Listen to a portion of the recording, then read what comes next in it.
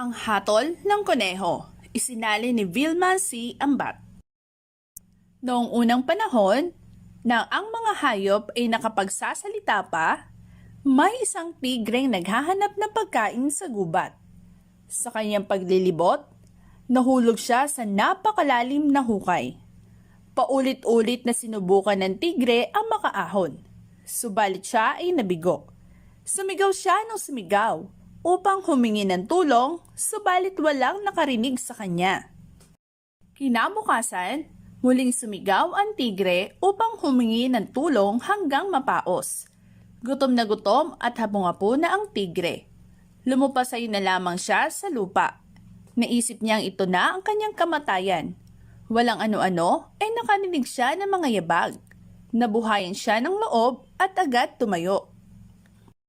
Tulong! Tulong! Muli niyang isinigaw. Ah, isang tigre! Sabi ng lalaki habang nakadungaw sa hukay. Pakiusap, tulungan mo akong makalabas dito. Pagmamakaawa ng tigre.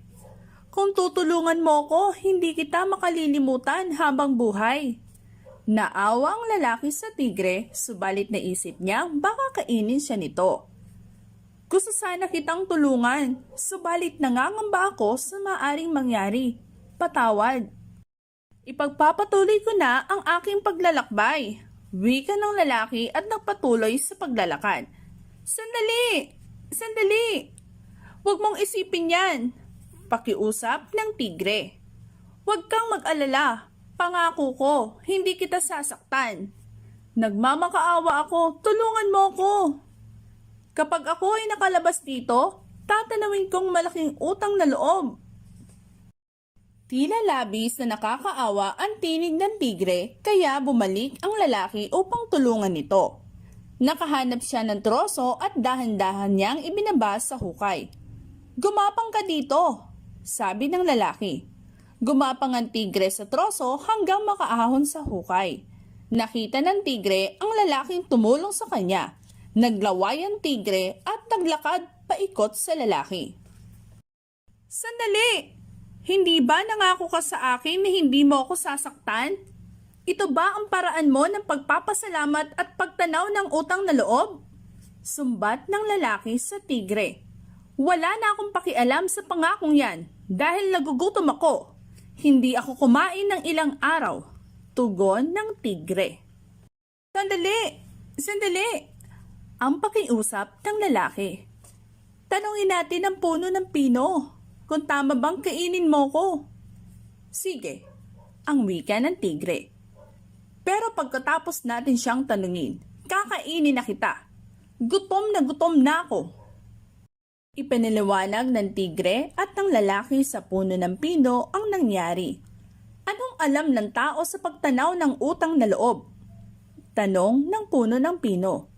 Bakit ang mga dahon at sanga namin ay kinukuha ninyo upang mapainit ang inyong mga tahanan at maluto ang inyong mga pagkain? Mga taon ang binibilang namin upang lumaki. Kapag kami malaki na, pinuputol ninyo. Ginagamit ninyo kami sa pagpapatayo ng inyong mga bahay at pagpapagawa ng inyong mga kasangkapan. At isa pa, tao rin ang umukay ng butas na yan. Utang na loob. Huwag ka nang magdalawang isip. Tigre, sige, pawiin mo ang iyong gutom. Oh, anong masasabi mo doon? Tanong ng tigre habang nananakam at ninungusuan ang lalaki. Sa mga sandaling iyon ay dumaan ang isang baka. Hintay! Hintay!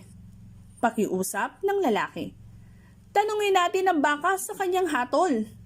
Sumang-ayon ng tigre at ipinaliwanag nila sa baka ang nangyari. Hiniling ng dalawa ang opinyon ng baka. Sa ganang akin, walang duda sa kung ano ang dapat gawin. Wika ng baka sa tigre. Dapat mo siyang kainin. Tingnan mo, mula nang kami ay maisilang, naglilingkod na kami sa mga tao. Kaming mga baka ang nagbubuhat na mabibigat nilang dalahin. Inaararo namin ang bukid upang makapagtanim sila. Subalit, ano ang ginagawa nila kapag kami ay tumanda na? Pinapatay kami at ginagawang pagkain. Ginagamit nila ang aming balat sa paggawa ng kung ano-anong bagay. Kaya huwag mo na akong tanungin tungkol sa pagtanaw ng utang na loob. Kainin mo na ang taong iyan. Tingnan mo, lahat sila ay sumasang-ayon sa akin. Kaya humanda ka na sa iyong kamatayan. Wika ng tigre habang bumabuelo upang sakmalin ang lalaki. Alam na ng lalaki na ito na nga ang kanyang katapusan. Nang biglang dumating ang lumulukso-luksong kuneho. Sandali, tigre! Sandali! Sigaw ng lalaki. Ano na naman? Singhal ng tigre. Pakiusap, bigyan mo pa ako ng huling pagkakataon. Tanungin natin ang kuneho para sa kanyang hatol. Kung dapat mo ba akong kainin? Walang kwenta. Alam mo ang sagot niya. Pareho lang sa sagot ng puno ng pino at ng baka. Pakiusap, parang awa mo na. Pagsusumamo ng lalaki. O sige, pero huli na to. Gutom na ako. Sagot ng tigre. Isinalaysay ng tigre at ng lalaki ang nangyari. Matamang nakinig ang kuneho. Ipinikit ng kanyang mga mata at pinagalaw ang kanyang mahabang tenga. Pagkalipas ng ilang sandali, muli niyang idinilat ang kanyang mga mata. Malumanay at walang ligoy na nagsalita ang kuneho. Naiintindihan ko ang inyong isinalaysay. Subalit kung ako ang magpapasya at magbibigay ng mahusay na hatol, dapat tayong magtungo sa hukay. Muli ninyong isasalaysay sa akin ang nangyari. Ituro ninyo sa akin ang daan patungo doon. Wika ng kuneho. Itinuro ng tigre at ng lalaki ang hukay sa kuneho. Tingnan natin. Sabi mo nahulog ka sa hukay at ikaw naman ay nakatuyo dito sa itaas. Wika ng kuneho sa tigre at sa lalaki. Pumunta kayo sa mga posisyon ninyo noon upang mapag-isipan ko pang mabuti ang aking hatol. Tumalon agad ang tigre nang hindi nag-iisip. Ang nais lamang niya ay matapos agad ang usapan nang makain na niya ang tao. Ganito ang kalagayan ninyo noon. Ikaw, tigre, ay nahulog sa hukay at hindi makaahon. Ikaw naman, lalaki, narinig mo ang paghihingi ng saklolo kaya tinulungan mo ang tigre. Ngayon, maaari na akong magbigay ng aking hatol. Ang problemang ito ay nagsimula ng tulungan ng tao ang tigreng makalabas sa hukay. Paliwanag ng kuneho na tila may ibang kausap. Sa ibang salita, kung ang tao ay hindi nagpakita ng kabutihan at iniwan ng tigre sa hukay, walang naging problema. Kaya naisip ko nang magpatuloy ang tao sa kanyang paglalakbay at dapat na manatili ang tigre sa hukay. Magandang umaga sa inyong dalawa.